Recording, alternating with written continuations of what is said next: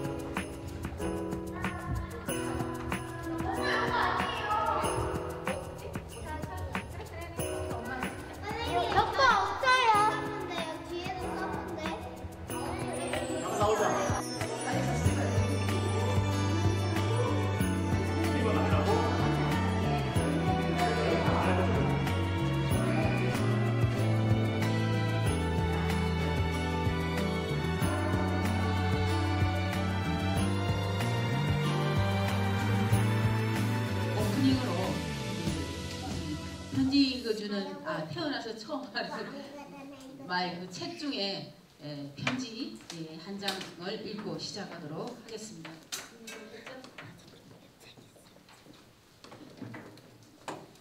엄마하고 부르면 대전문화동 김채인님의 편지입니다. 어머니, 아침에 눈을 뜨면 저도 모르게 혼자서 어머니와 대화를 하곤 합니다. 커피도 2잔 끓여놓고 차갑게 식는 줄도 모르고 이야기를 합니다. 엄마 하고 부르면 사랑하는 우리 딸 왜? 라는 어머니의 대답으로 이야기가 시작되면 시간 가는 줄 모르고 한참을 주거니 받거니 날마다 무슨 할 말이 그렇게도 많은지 우린 여고생 단짝 마냥 그렇게 37회를 함께 했었죠. 늘 답답해 주시는 어머니의 목소리가 순간 들리지 않아 저도 모르게 한참 동안 주변을 두리번거렸습니다. 이렇게 애틋하게 그리운 줄 알았으면 녹음이라도 해놓을 걸 그랬나 봅니다. 어머니, 평생을 남편에게 치이고 자식들에게 치이고 일에 치여 어머니 당신 자신을 위한 시간을 제대로 갖지도 못하면서 매사가 너무나 밝고 긍정적인 어머니, 주변 사람들 그 누구도 어머니의 삶이 그리 치열하고 고단했을지 짐작이나 했을까요? 저 역시 철이 무렵까지도 그저 내 어머니는 자식 사랑이 급진한 여느 어머니와 같았으니까요. 담배 한 모금도 피우지 못하시는 어머니께서 지난해 폐암이라는 판정을 받고서야 알았습니다. 쓴 담배 연기 같은 삶을 삼키고 또 삼키며 사신 세월이 병이 되고야 만 것이죠. 그저 주어진 대로 열심히 살면 좋은 끝은 온다고 믿으며 사시던 어머니, 병조차 또 이겨내면 그만이라고 애써 자식들 다독이며 위로하셨죠. 치료받으러 서울 다녀오는 길에 라디오에서 고장난 벽시계라는 노래가 나오는데 어머니께서 그래 맞다, 고장난 벽시계는 멈추었는데 이놈의 세월은 고장도 없이 너무 잘 가는구나 하시며 세월은 고장이 안 나는데 나는 이제 고장이 나서 멈출 것 같다 하시며 그 노래가 끝날 때까지 따라 부르시던 어머니를 보면서 저는 한동안 아무 말도 하지 못했습니다. 어머니는 저와 눈만 마주쳐도 사랑의 딸, 사랑의 딸 하반신 마비로 움직이지 못하시면서도 그저 안아주고 토닥여주시며 사랑해 딸, 사랑해. 엄마의 사랑은 100년이 지나고 1000년이 지나도 멈추지 않는다는 것을 알려주시려고 하시는 것처럼 말씀하셨죠. 돌아가신 지금도 선연하게 들리는 말씀, 사랑해, 사랑해 딸. 어머니 딸로 태어나서 너무 행복하고 힘든 삶을 사시면서도 저희들 버리지 않고 잘 키워주셔서 감사합니다. 이제는 고통 없는 세상에서 행복하시길 기도합니다. 다음 세상에선 제 딸로 태어나 주세요. 이동분 여사님, 사랑하는 우리 엄마, 좋은 세상에서 우리 다시 만나요. 49제에는 웃으며 보내드릴게요.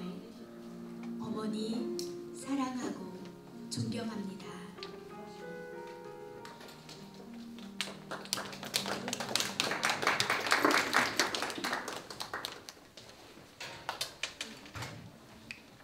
네, 꿈다라 정은미 강사님이 편지 낭송을 했습니다. 그다음 우리 박상림 선생님의 즐거운 편지 시를 하나 낭독하고 이제 북포럼을 진행하겠습니다.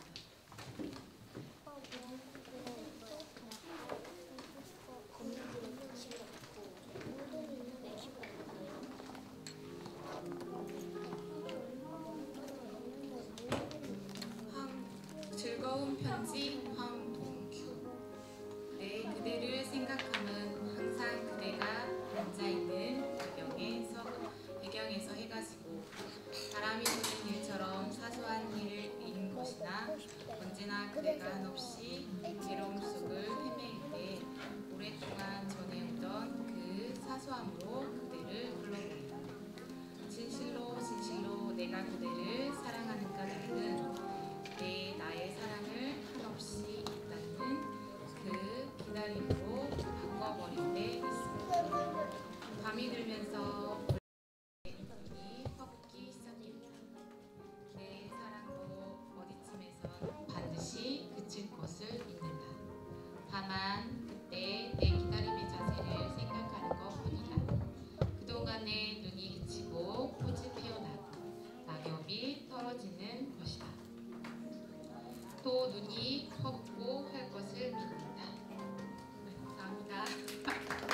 마이크가 잘 안 되겠습니다. 네, 저자님이랑 패널님 모시겠습니다.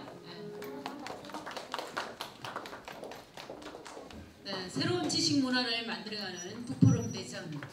오늘은 꿈다라 토요문화학교 수강생과 부모님과 함께 하겠습니다. 네, 저는 진행을 맡은 하미숙입니다. 반갑습니다.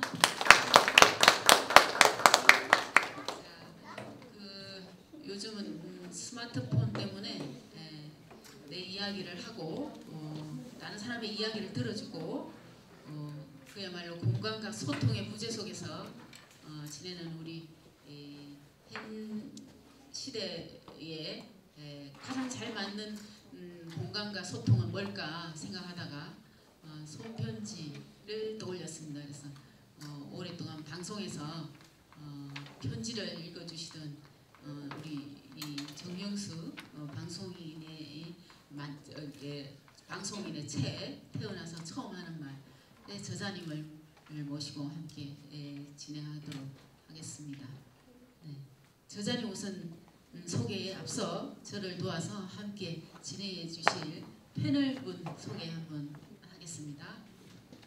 네, 만나서 반갑습니다. 이 가을 아침 따뜻한 차 한 잔을 마시면서 이야기를 나눌 수 있는 감성터치 교육원 대표 임영미입니다. 만나서 반갑습니다.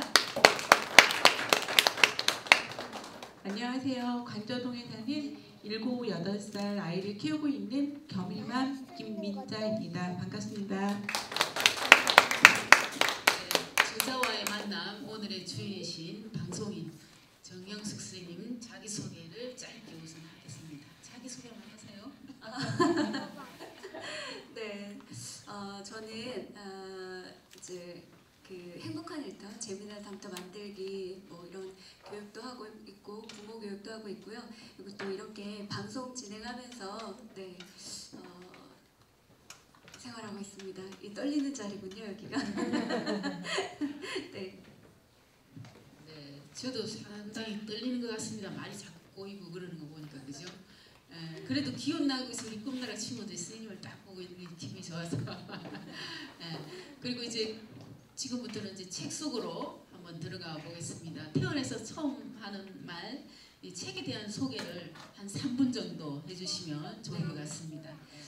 네, 태어나서 처음 하는 말이라는 제목을 정하기까지 사실 이 방송을 진행을 했었어요. 대전 MBC 라디오에 부모님 전상서라는 코너가 있었는데 그 사연들을 보내주시거든요. 그 사연들을 모아서 편지 내용들, 그러니까 부모님한테 쓰는 편지들을 제가 읽어주는 역할을 했었고요. 또 이렇게 편지만 읽어주는 것이 아니라 또 사연 함께 하면서 또 이렇게 방송에 나오셨던 분들하고 소통도 하고 또 이제 그 방송 읽어드린 다음에 인터뷰를 통해서 또 마저 전하지 못한 그런 이야기들도 나누고 하면서 굉장히 감동을 느꼈던 적이 많아요. 그래서 그런 사연들을 모아서 그냥 한번 방송으로 넘어가기에는 되게 아쉬움이 많더라고요. 그리고 이런 사연들이 해당 당사자들뿐만 아니라 다른 많은 분들에게 또 전해지면 감동을 주지 않을까, 또 따뜻한 사연들을 읽고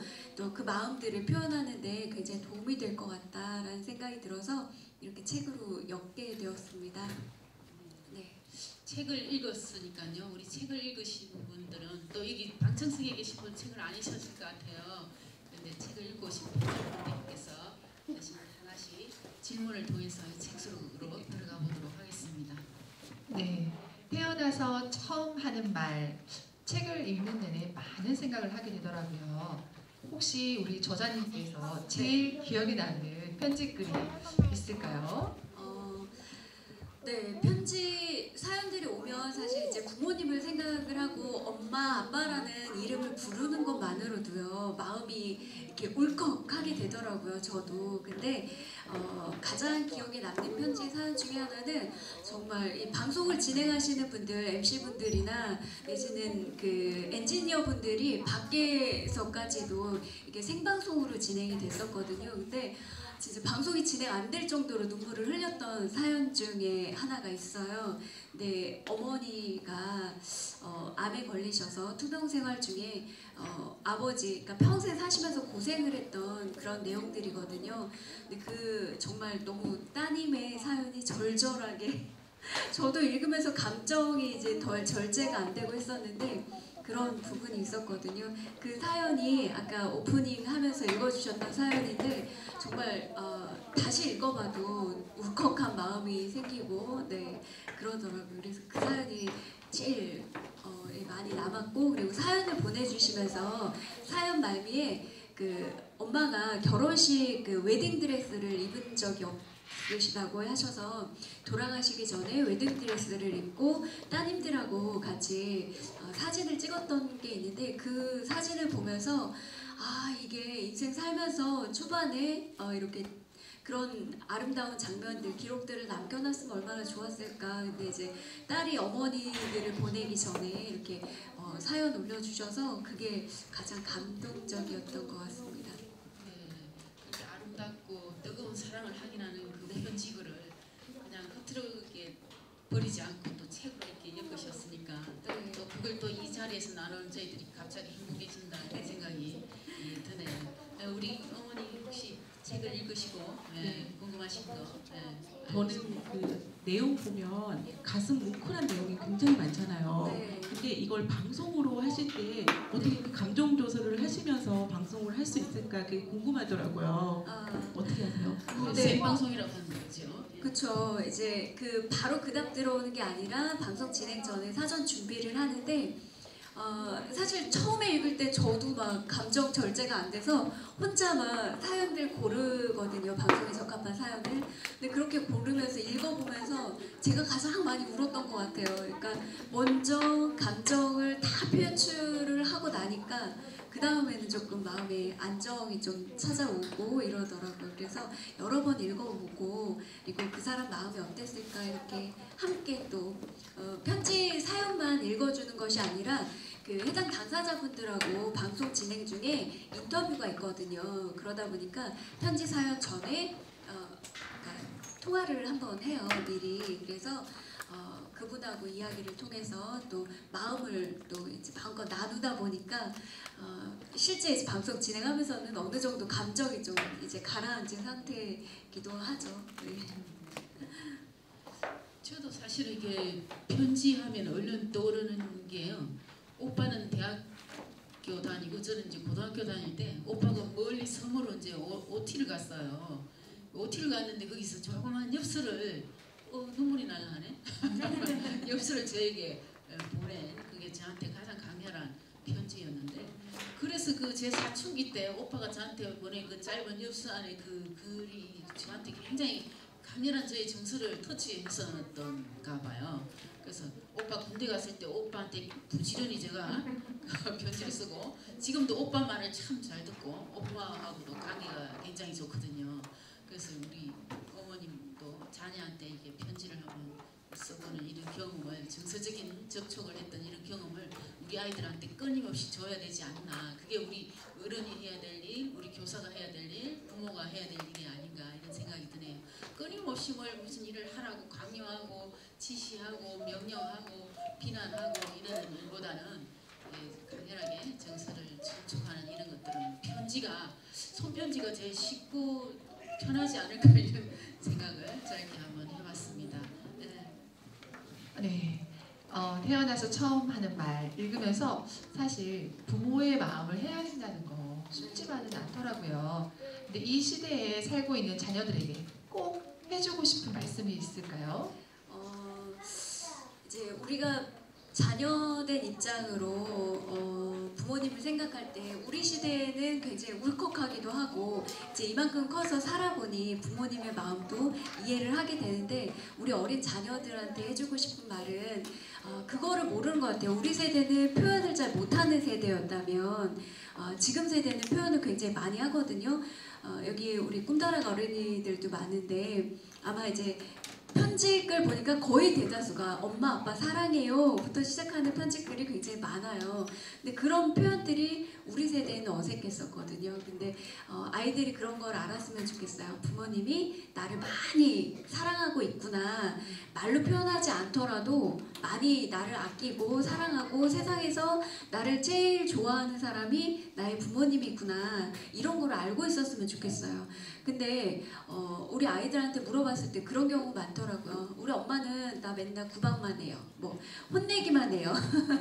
막 이렇게 얘기를 해요. 근데 그 혼내기만 해요. 뭐 구박해요. 이런 거 엄마 맨날 나한테 잘못한 것만 얘기해요. 라고 얘기하는 경우 많은데 사실 정말 마음에 사랑이 없다면 우리 아이가 잘 되길 바라는 그런 표현을 하지 않을 것 같아요. 그래서 우리 아이들이 지금 이제 현재 청소년들 뭐 이렇게 지금 우리 꿈다락 어린이들처럼 이런 아이들이 알아줬으면 하는 거는 부모가 우리를 얼마나 사랑하는지를 알고 있다면 내가 살아가는데 많이 힘이 되고 도움이 되지 않을까?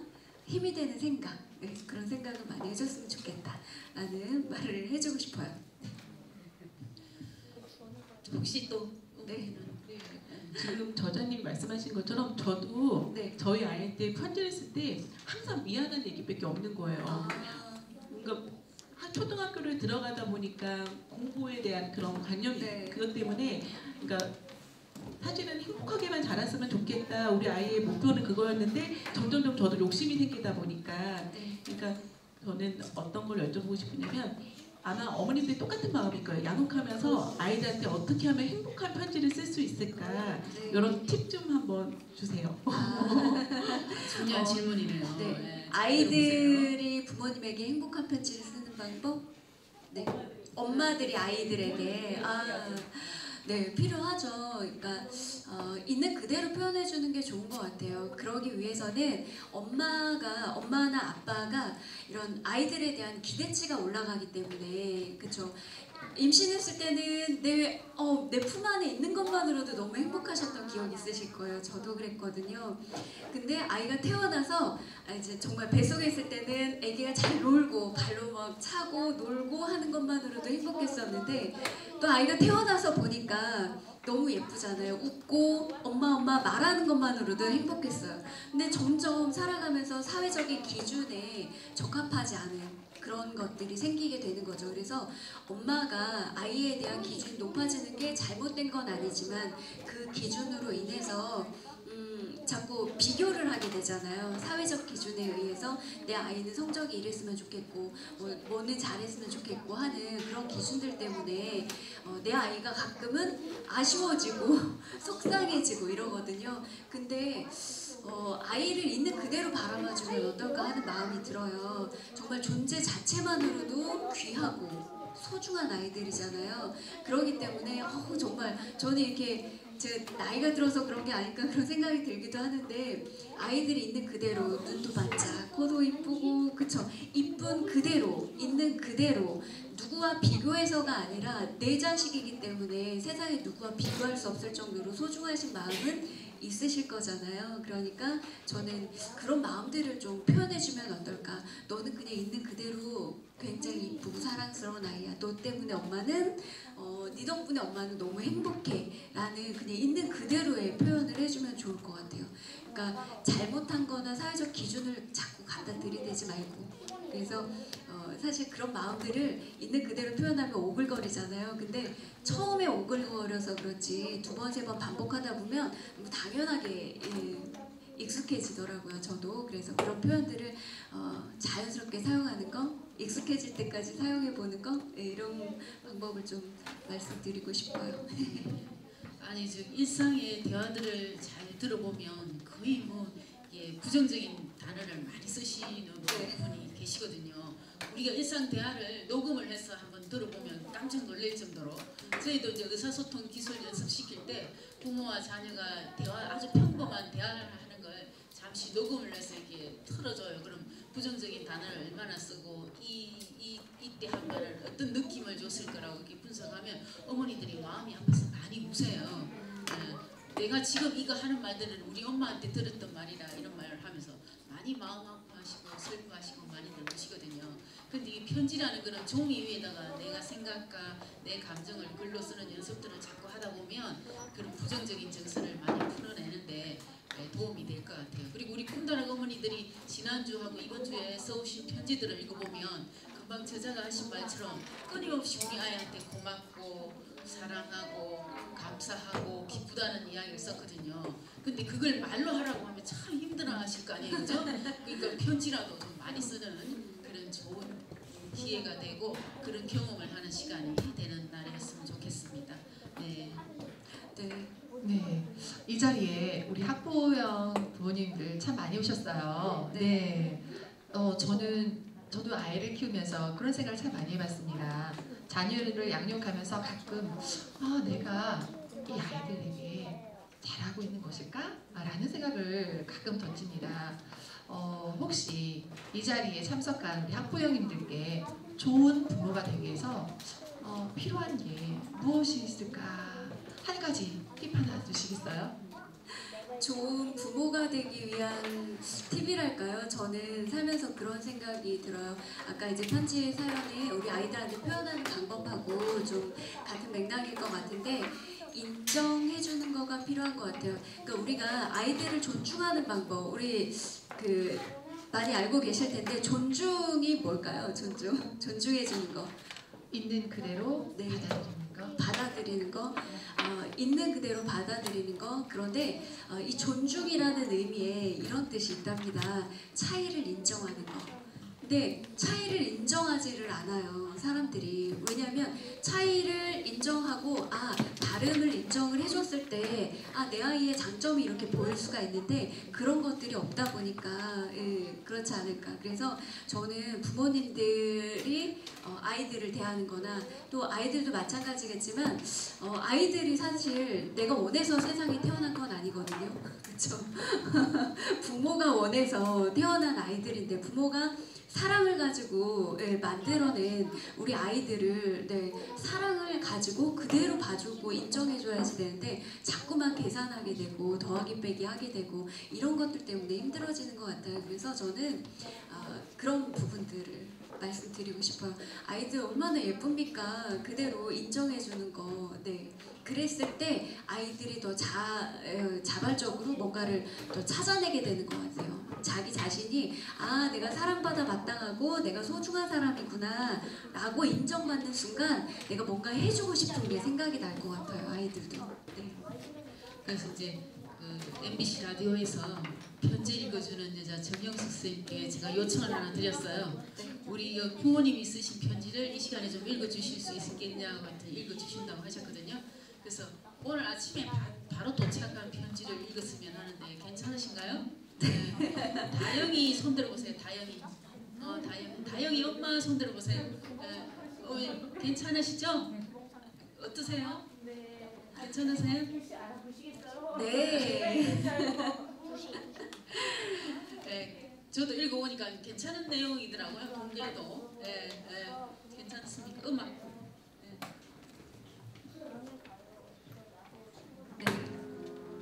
엄마에게 웃음과 가슴 벅찬 떨림을 선사하는 사랑스러운 다영이에게 태어나면서 둘째이기에 언니에게 시샘과 질투의 질타를 받게 해서 미안하고 그럼에도 꿋꿋하게 천사의 미소를 잃지 않고 엄마를 우리 가족을 배려하고 챙겨주며 사랑해줘서 고마워.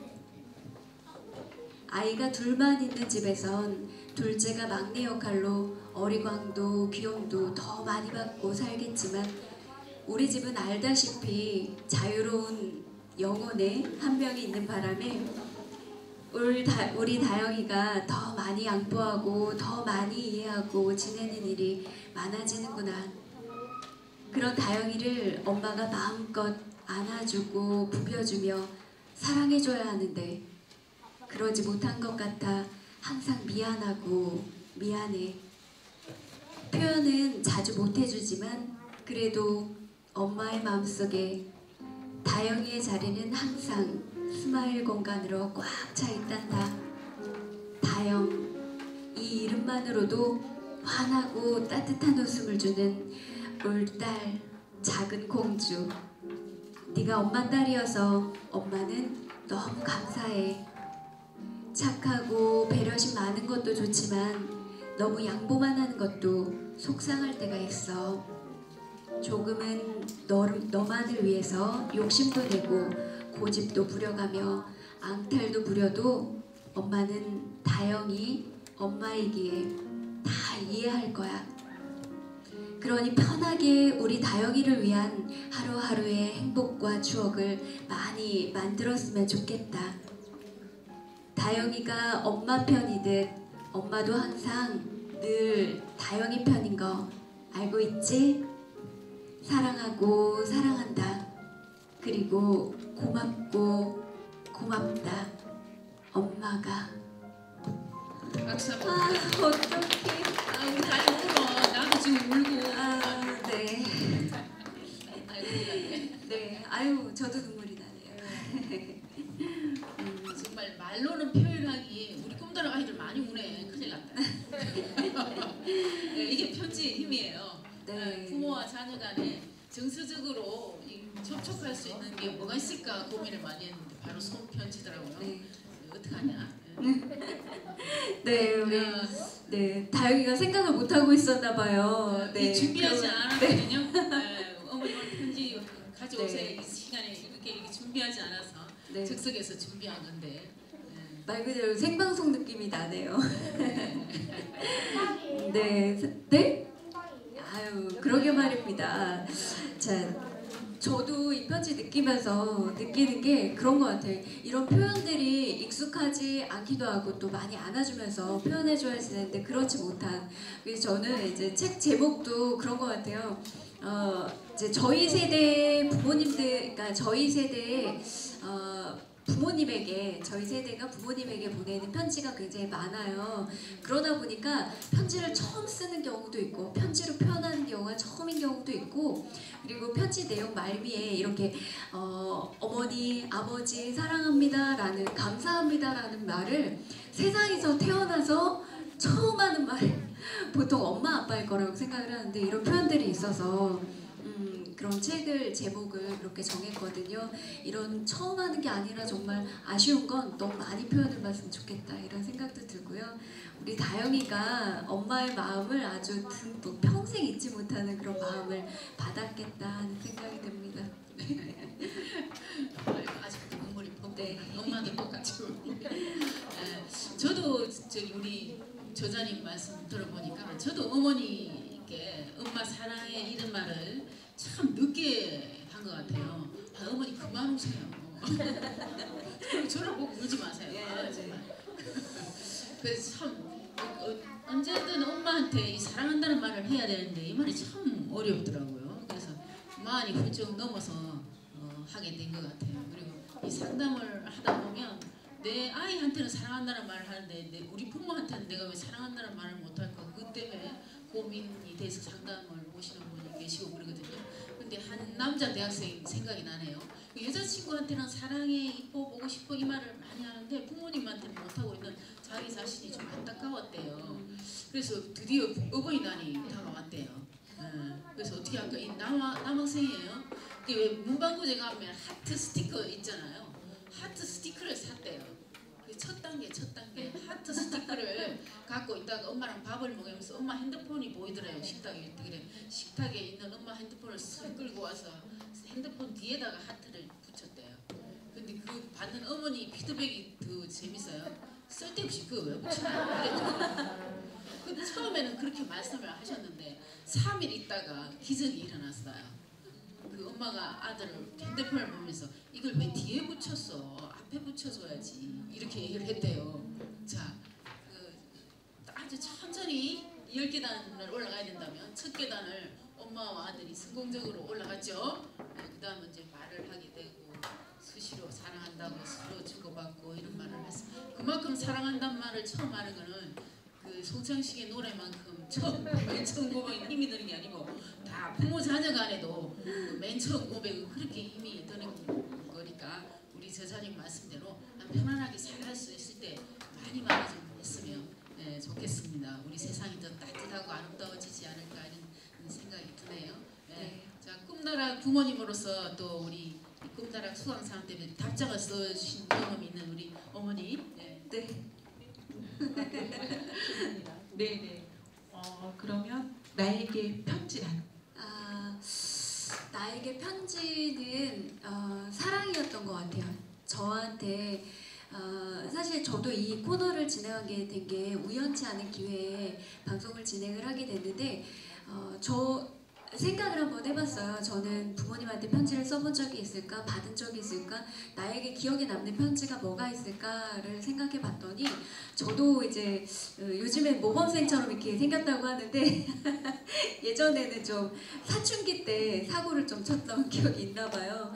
근데 되돌아가 생각해 보니까 엄마가 이제 제가 늦둥이였거든요. 근데 이렇게 집 나가서 안 들어갔던 적이 하나 있어요. 한 번 있어요. 지금 친구네 가출을 했군요. 그래. 아이고 그 표현을 안 하려고 하다 보니. 근데 네 가출을 했는데 이제 다 아는 친구 집에 있으니까 엄마도 모른 척하고 있었던 거예요. 근데 이제 엄마들끼리는 다 이렇게 내통을 하고 있었던 거죠. 그래서 잘 있다 이렇게 얘기를 했는데 이제 먹을 거를 안 주면 얘네들이 그 집에서 나올 거야 이렇게 된 거예요. 그래서 엄마가 이제 과자고 먹을 거고 뭐 싹 다 없앤 거예요. 그 집 엄마가. 그래서 안 되겠다. 그래서 우리 집에 가서 엄마 일하고 계시니 가서 먹을 거 좀 챙겨 올게 이렇게 하고 집에 갔는데 밥상이 놓여 있는 거예요. 근데 그 밥상 위에 예전에 이제 뭐 전기밥솥 이런 게 없을 때니까 아랫목에 이제 방학 때 가출한 거다 보니 아랫목에 밥이 이렇게 들어가져 있잖아요. 근데 밥상 위에 옛날 분이시다 보니까 그 편지에 뭐라고 써 있냐면 요즘은 이제 문법 철자 뭐 이런 거 다 자기 마음대로 쓰기도 하지만 그때 당시에는 이제 엄마의 글씨가 그런 거죠. 사랑하는 우리 딸 밥 챙겨 먹고 다녀 뭐 이러면서 이제 이렇게 읽혀지는 대로의 문구가 있는 거예요. 밥은 꼭 챙겨 먹어야 돼 라면서 그 편지가 있는데 야 그거를 받고 진짜 생각하니까 눈물이 나네요. 네. 바닥에 주저앉아서 한참을 우는 것 같아요. 그게 뭐라고 이제 밥 굶을까봐 이렇게 나가서도 밥 잘 챙겨 먹기를 바라는 마음이 있으셨던 것 같아요. 그래서 그 편지가 정말 가슴에 되게 많이 남거든요. 근데 제 엄마의 그런 사랑이 저를 잘할 수 있게 만들어준 게 아닌가 그런 생각이 들거든요. 그래서 저는 편지는 사랑인 것 같아요. 이제 물론 SNS나 이런 걸 통해서도 마음을 전하기도 하지만 실제 이렇게 작필로 뭔가를 쓴다라는 건 마음이 담기는 거고 사랑이 담기는 것 같아요. 더 많이. 그래서 그런 마음이 표현되는 사랑이다라고 표현을 해드리고 싶습니다. 네. 저도 중2병이 걸렸을 때요. 중학교 2학년 때 엄마한테 이제 그게 발달 과정이에요. 그걸 이해시키려고 하는 얘기죠. 아이에서 청소년으로 어른으로 돼가는 발달 과정인데 거기에서 기다려주고 믿고 기다리면 되는구나 이걸 가르쳐 드리려고 했어요. 말씀드리는 거예요. 네. 중학교 2학년 때 한 사흘 굶어버렸어요. 엄마하고 고집을 부리느라고. 네. 네. 이틀쯤 굶으니까 이제 어머니가 우시기 시작하더라고요. 제발 밥 먹으라고. 그러니까 사흘 굶어서 도둑질 안 하는 사람 없듯이 사흘을 못 넘기겠더라고요. 그래서 사흘째가 되니까 어머니께서 이제 팥하고 찹쌀을 넣어서 찹쌀밥을 이제 해서 상을 차려 주시더라고요. 그래서 이제 제가 제일 좋아하는 음식이 어떤 음식이게요? 팥으로 찹쌀밥. 이제 재래식 시장을 다니면 가끔 이렇게 팔더라고요. 이렇게 꼭 그걸 사 먹습니다.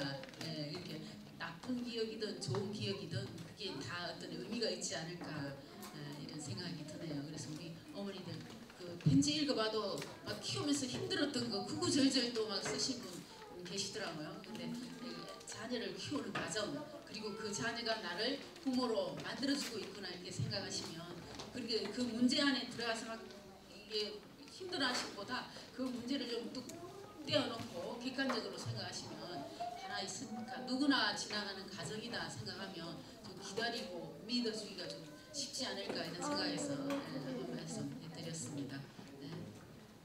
네, 이 긴 시간 동안 우리 꿈타락 친구들이요 하나도 흐트러짐 없이 너무나 예쁘게 앉아서 경청하고 있어요. 자, 박수 한번 보내드릴까요?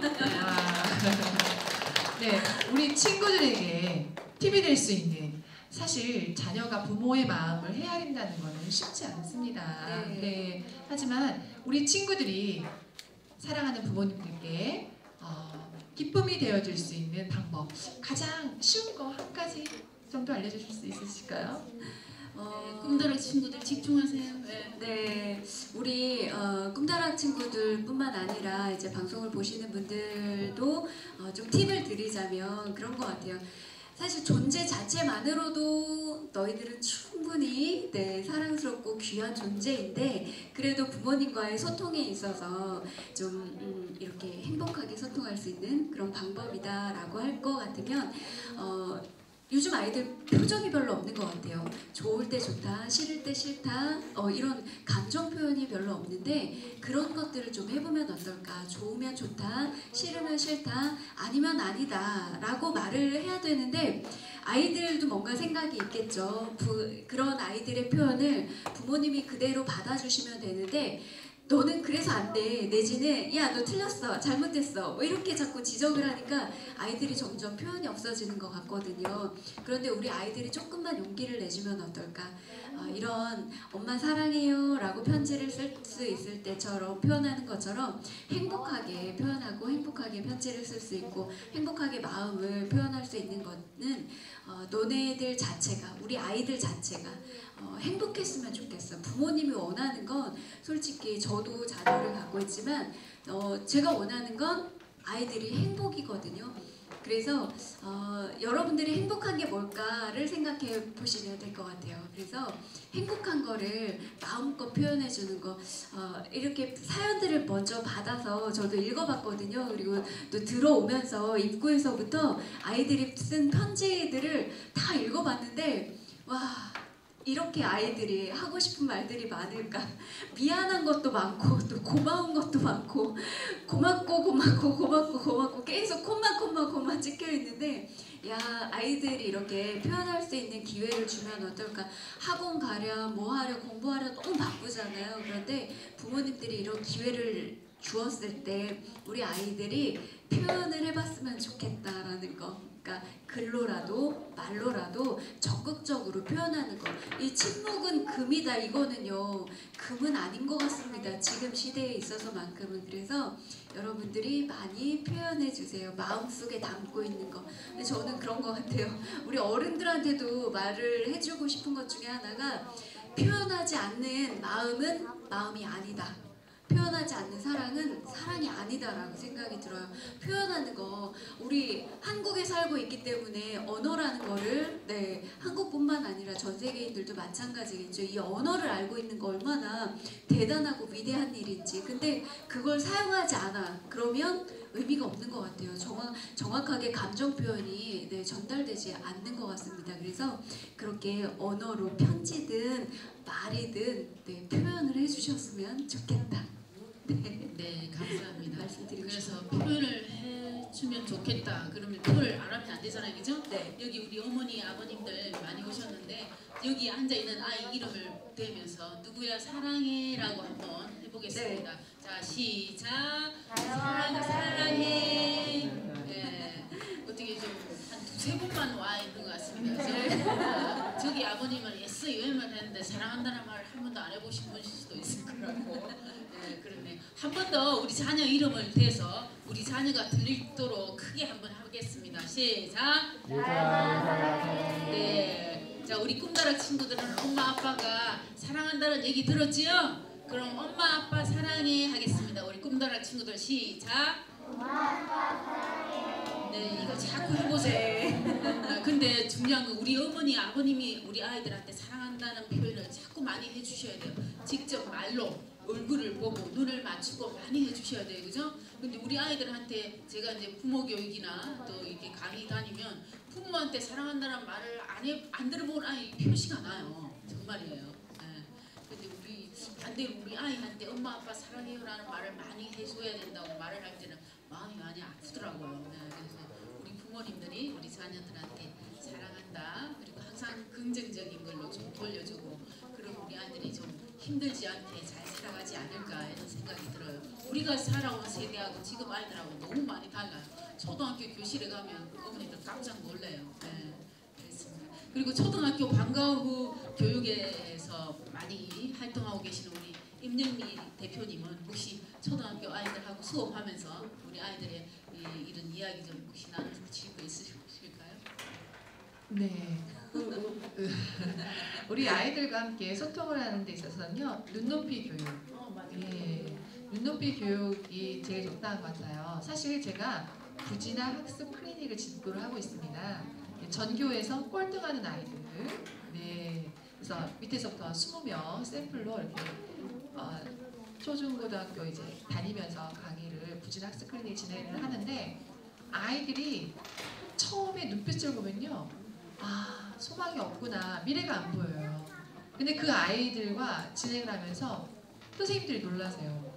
이 아이들이 우리 학교에서 제일 꼴등하는 친구들 맞아요 라고 표현을 하세요. 실적으로 성적이 밑에서부터 내는 아이들을 받았는데, 실제로 그 아이의 눈높이에 맞게 관심과 사랑, 아, 내가 너 충분히 사랑하고 있어 라는 거 알 때 아이들이 마음을 열더라고요. 마찬가지, 그러니까 연령대가 중요한 게 아니라 초등학생 우리 아이들에게 부모님께서 충분하게 사랑한다라는 표현, 그리고 내가 너와 함께, 내가 너를 믿고 있어, 엄마 아빠가 뒤에서 든든하게 버팀목 대해주고 있어 라는 거, 전적 신뢰를 심어주면 이 아이들이 건강하게 자랄 수 있을 거라 확신합니다.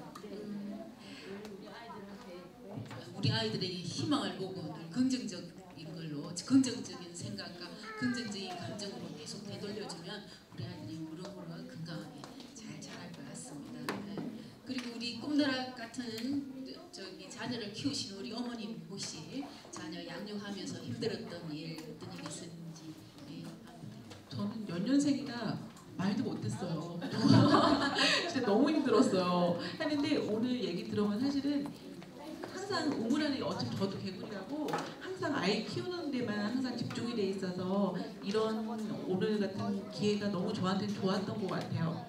들으면서도 반성도 많이 하고, 또 이렇게 저희 아이 보니까 너무 더 사랑스럽고, 예, 저자님한테 부탁 말씀 하나 했는데, 호겸이가 굉장히 편지를 많이 써요. 근데 너무 많이 쓰다 보니까 사실은 이게 우리는 항상 편지지라는 거에 많이 쓰잖아요. 근데 아이들 같은 경우는 그냥 뭐 A4 용지나 아니면 뭐 종이 찢어서 쓰고 막 이렇게 하는데, 그거를 제가 오늘 후회되는 게 그걸 담아두지를 못하고 항상 이렇게 그냥 있으면 그냥 저도 그냥 버리게 되거나 이렇게 됐었거든요. 호겸이한테 앞으로도 또 호겸이뿐만 아니라 다른 아이들한테도 앞으로도 더 많은 편지를 쓰라고 조금 격려의 말씀 부탁드릴게요. 네.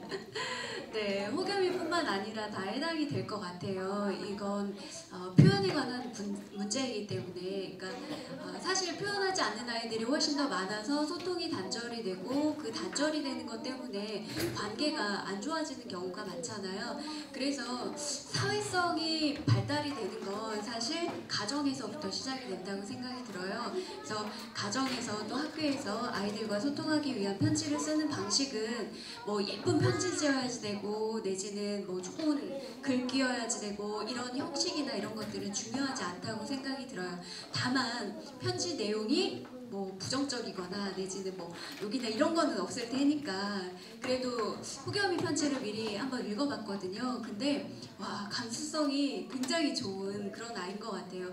그래서 이런 감정 표현을 바로바로 해낼 수 있는 것만으로도 굉장히 좋은 역할을 하고 있기 때문에 할 수 있으면 네, 손편지 이거는 정성이 들어가잖아요. 사실 몸을 이용하는 거기 때문에 그런 정성을 이용해서 누군가에게 마음을 전달하는 것만으로도 굉장히 네, 좋은 일인 것 같아요. 그래서 하고 있는 거를 엄마들이 야 아까워 종이 이렇게 야 너 편지 이렇게 대충 쓸 거야? 그러니까 엄마 기준이 자꾸 적용이 되면 아이가 하는 거를 멈추게 되거든요. 그래서 저는 그러니까 아이한테도 이야기를 해주고 싶지만 엄마한테 해주고 싶은 이야기는 엄마분들, 아빠분들한테 해드리고 싶은 이야기는 아이의 가능성이거든요. 어떤 것이든. 그래서 이런 글로 말로 표현할 수 있는 것들을 멈추지 않게 해주는 것이 더 중요한 것 같아요. 그래서 아 예쁘다, 잘했다, 좋다. 그러니까 왜 엄마들이 그런 것 같아요. 못 받는 엄마들은 한 번이라도 써줬으면 좋겠다. 그냥 간단하게 사랑해 이런 거라도 받았으면 좋겠다는 생각이 있는데 또 이렇게 자주 받으시는 분은 그 고마움이랄지 뭐 이런 것들이 또 없으실 수도 있을 것 같아요. 근데 이런 고마움이나 감사한 마음에 대한 것들을 적극적으로 표현을 해주시고 아이들은 좀 더 내가 하고 있는 것들을 이렇게 그냥 너무 포괄적인 이런 감정들보다는 1차 언어라고 얘기를 하거든요. 보여지는 그대로의 현상 내지는 있는 그대로의 표현. 엄마 뭐 예를 들어서 립스틱이 핑크색이 너무 예뻐요. 엄마한테 잘 어울려요. 라든가 이렇게 엄마를 칭찬해주는, 아빠를 칭찬해주는, 그리고 또 다른 주변에 다른 사람들을 칭찬해주는 그런 메시지를 좀 더 많이 써준다면 어떨까 그런 생각도 해봅니다. 네. 아니 어쨌든 종이에다가 내 생각과 내 감정을 글로 옮겨주는 그 자체가 근데 편지를 쓰는 사람이 좋은 것 같아요. 근데 그걸 써서 받아야 될 사람한테 전한다는 것은 전해서 읽게 되면 거기서 참 많은 관계의 변화가 있을 것 같고 감동이 있을 것 같고 어찌 보면 아주 작은 기적이 일어날 것 같아요. 그리고 호겸이는 따로 이제 동시를 한번 썼는데 제가 한번 읽어봐도 놀라겠어요. 지나가시다가 한번 읽어보세요. 어쩌면 아이가 이런 생각을 할 수 있을까 이런 생각이 들 정도로 잘 썼는데 지금 호겸이가 초등학교 1학년이래요. 1학년인데도 이렇게 자기가 갖고 있는 이런 놀라운 강점을 엄마가 뭐 알아차리고 이렇게 키워낸다는 건 참 중요한 일인 것 같아요. 그죠? 네, 그런 자녀의 아주 작은 거 하나라도 꼭 붙잡고 키워내셔서 꼭 우리 사회가 필요한 이런 성인으로 키워놨으면 좋겠습니다. 네. 또 편지 사연을 방송에서 이렇게 받다 보니까 그런 케이스들 많아요. 그러니까 편지 사연이 원래 이제 시간이 있기 때문에 분량이 있긴 한데 이런 편지 사연들을 쭉 봤을 때 그러니까 뭔가 적합하지 않거나 근데 내 마음을 정말 정확하게 표현 못 하시는 분들이 있어요. 아 이런 글귀에서는 이런 감동이 있었을 것 같은데 하는 아쉬움 때문에 편지 사연을 받아보고 내용이 너무 좋을 때는 이제 전화를 드려서 인터뷰를 해보거든요. 인터뷰를 해보면 그때 감정이나 생각이나 이런 것들이 되게 많아요. 정말 좋은 표현들도 되게 많고 그래서 그런 인터뷰를 해서 편지를 이렇게 제작성을 할 때도 있었거든요.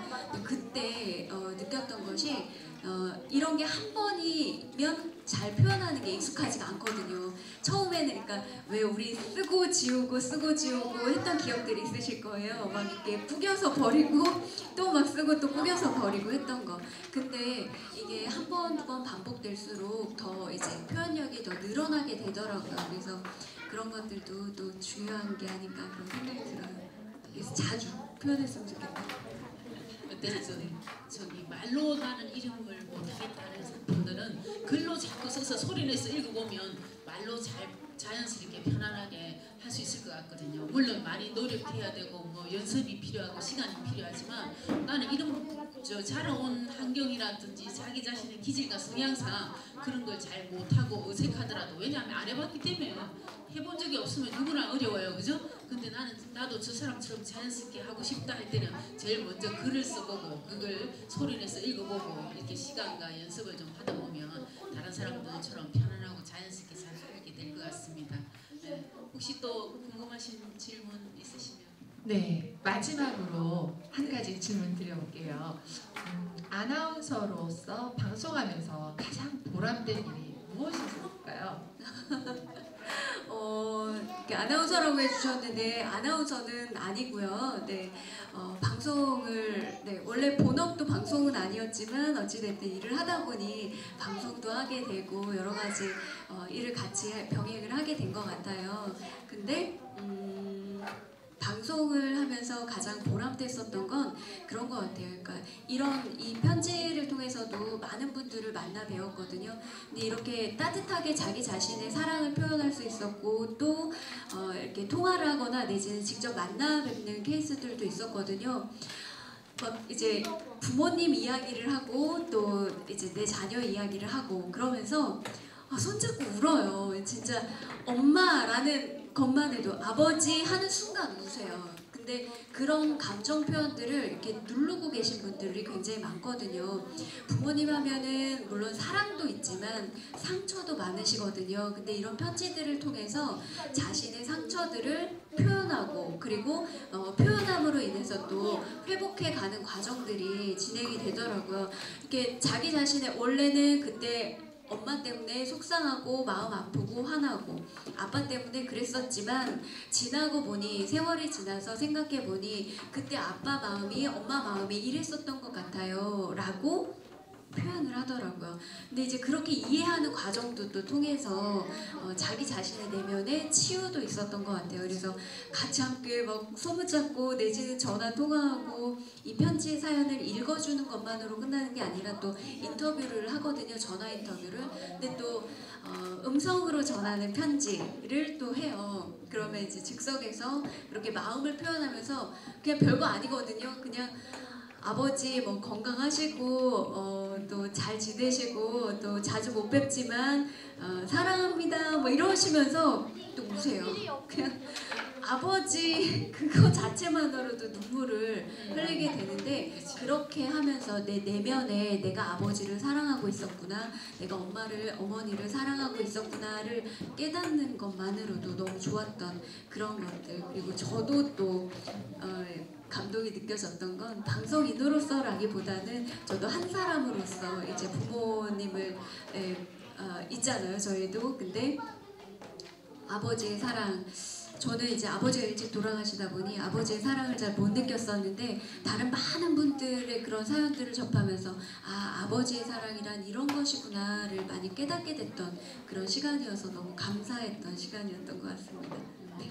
아니 근데 편지를 읽어주는 방송인으로서 편지글 모든 편지글 안에는 억압된 감정을 풀어주는 그런 내용이군요. 그러니까 억압된 감정을 풀어주는 것 자체가 치유군요. 그죠? 네. 그 얘기를 들어요. 이게 편지가 이렇게 우리 일상생활에 아주 가까이 있으면서 잘 활용하면 관계를 회복하게 하고 심리적인 치유를 도와주고 변화를 일으켜주는 이런 놀라운 힘이 있는 글이 바로 손편지입니다. 네. 오늘 그 환경이 여기 안에서 그대로 또 나오기도 했어요. 그죠? 네. 그리고 그 편지를 주고받는 그 효과가 이대로서 드러나기도 했었는데요.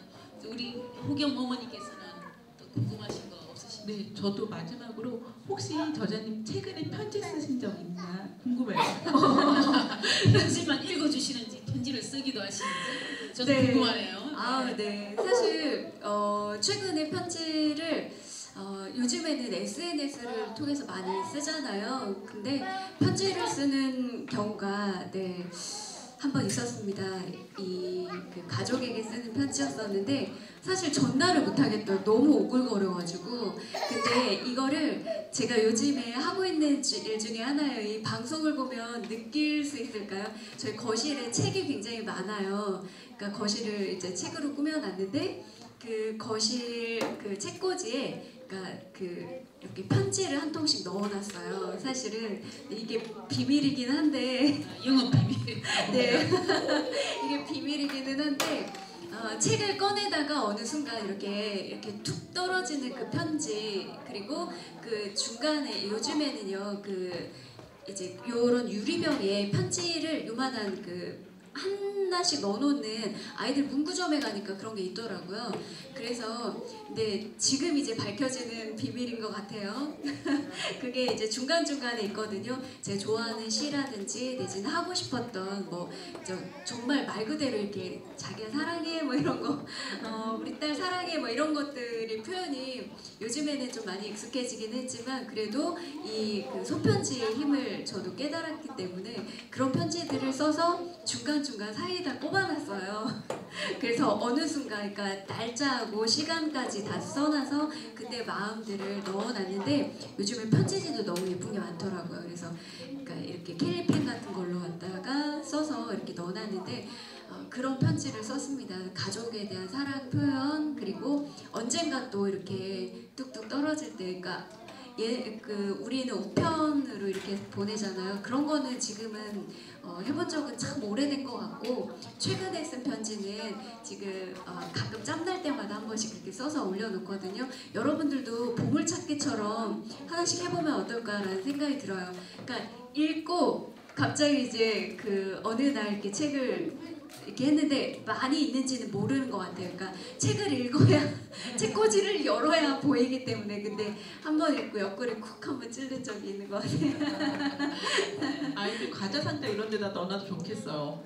네, 그러니까 과자 상자라든지 그것도 아이디어인 것 같아요. 그러니까 사람의 마음을 물론 그 다음에 이렇게 표현해도 되지만 아이의 책꽂이 내지는 도시락에도 편지를 쓰잖아요. 근데 그런 도시락 내지는 아이가 제일 좋아하는 동화책 이런 곳에다가 해놨을 때 어느 순간 이렇게 열었는데 뭐가 툭 떨어져서 보게 되면 그리고 요즘에 편지지까지 아니어도 그 포스트잇이 요즘 너무 예쁘게 나오더라고요. 나뭇잎도 있고 이런데 거기다 짤막하게 우리 딸 사랑해 엄마가 라는 거가 이렇게 곳곳에서 나오면 기분이 좋아지지 않을까? 이런 생각도 들어요. 길어야만 편지가 아니라 맞아요. 길어야만 편지가 아니고 쪽지글도 힘이 있을 것 같습니다. 근데 이렇게 쓰시면 안 돼요. 오늘 학습지 3장 해놓기 숙제하기 학원 잘 갔다 오기 이렇게 쓰시면 안 돼요. 마음을 전달하는 편지글을 쓰셔야 됩니다. 걱정이 돼서 한마디 해봤고요. 자 이제 시간이 다 돼서 마무리 마침표 강의로 한 3분 정도 정리하고 마무리하겠습니다. 네, 계속 반복적일 것 같기는 하지만 말씀드리고 싶은 것 중에 하나는 제가 방송을 하면서도 느꼈던 건데 이렇게 마음을 표현하는 거가 쉽지만은 않은 것 같아요.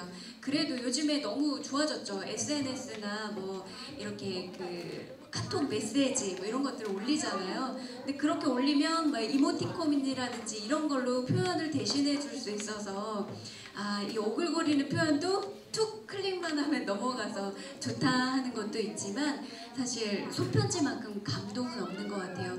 이게 앞뒤 두서가 맞건 안 맞건 상관없이 내 마음을 글로 표현해주고 그리고 손수 쓴다는 거는 나의 정성이 들어가는 거거든요. 그 정성을 아이가 받았을 때, 내 가족이 받았을 때 또는 내 친구들이 받았을 때 이런 마음이 더 많이 전해지지 않을까. 그래서 저는 온라인으로 편지가 올라올 때도 굉장히 많아요. 홈페이지에 사연이 올라와서 그걸 가지고 진행할 때도 있었지만 손편지들이 오세요. 그러니까 손편지들이 오는 거는 웬만하면 방송을 다 해드리고 싶더라고요. 근데 손편지들이 올라오면 그 꾹꾹 눌러 쓴 정성과 마음이 고스란히 전달이 되는 거예요. 그러니까 자녀가 부모한테 쓴 편지여서 전해지는 것도 있지만 제가 또 느껴지는 거예요. 이런 게 아이들 마음이었구나. 이런 게 자녀의 마음이고 또 부모의 마음이구나 하는 것들이 느껴져서 감동을 받을 때가 많은데 여러분들이 좀 더 이런 시간을 통해서 마음을 표현하는 시간들을 많이 가졌으면 좋겠다. 너무 삭막한 시대가 돼버렸잖아요. 오히려 너무 쉽게 툭툭 내뱉어 엄마 사랑해 막 이런 것들이 쉬워지기는 했으나 진심으로 아이를 꼭 안고 내지는 진심으로 손을 잡고 표현해주는 것들도 굉장히 많이 필요할 것 같지만 이렇게 편지를 통해서 더 많이 깊이 있는 또 편지를 쓰다 보면요 문자를 보내는 것과 틀리게 또 생각이라는 걸 많이 하게 되더라고요. 아이와 무슨 일이 있었지, 아이한테 내가 어떤 생각을 갖고 있지 이런 것들이 있는데 그런 마음들을 좀 더 많이 표현하는 시간들을 가졌으면 좋겠다는 바람을 전달을 해드리고 싶습니다. 네, 좋은 시간 함께해서 감사드리고요. 오늘도 우리는 마음을 전하는 연습을 글로 먼저 한번 해보면 큰 도움이 될 것 같습니다. 그것이 편지고 그것이 내가 보낸 사람한테 읽혀지게 한다는 것은 정말 큰 의미가 있고 큰 관계 회복에 도움이 되고 사랑을 전하는 가장 쉬운 방법, 가장 비용이 적게 드는 방법이 아닌가 이런 생각이 듭니다. 오늘 이렇게 태어나서 처음 하는 말 저자님과 함께 편지글을 갖고 한번 나누는 시간을 가져봤습니다. 오늘 꿈나라 친구들 정말 기대 외에 조용히 저까지 앉아서 집중하는 모습이 오랫동안 기억될 것 같습니다. 네, 오늘 여기까지 하겠습니다.